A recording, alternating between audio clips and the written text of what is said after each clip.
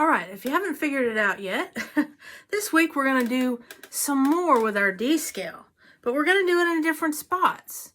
And that's important because you need to start associating these sounds into your scale.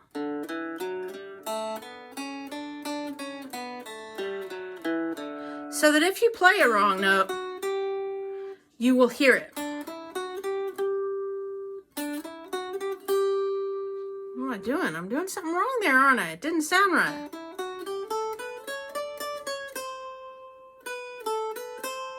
Doesn't sound right, does it? So what I'm trying to get you to do is learn the notes, learn where they're at, learn your D scale, and learn it other spots, okay? So you should be able to know when you hit something outside of that scale, if you're going that direction. Either direction, actually.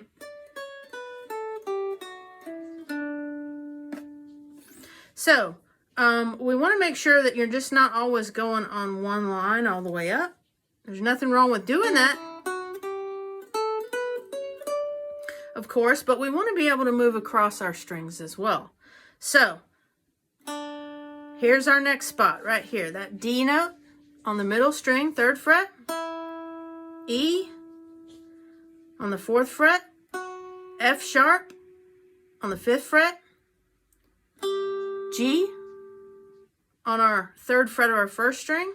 A on our 4th fret of our 1st string. B on our 5th fret. C sharp on our 6.5, and back to our D at the 7th fret. I'll play that again.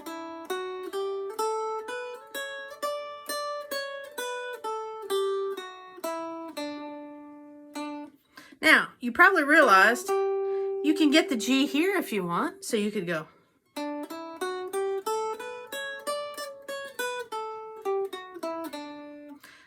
So I hope that you'll experiment around with this, find stuff in other places, okay?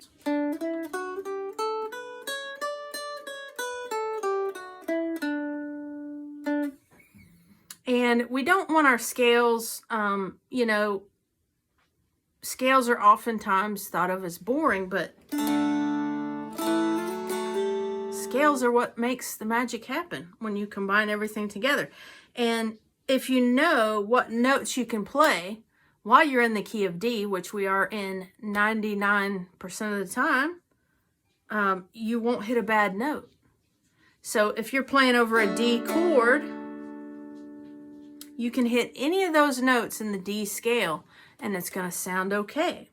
So that can free you up to improvise and do other things within your chords, okay? I hope that makes sense to you. I hope you enjoyed that, and I'll see you next week.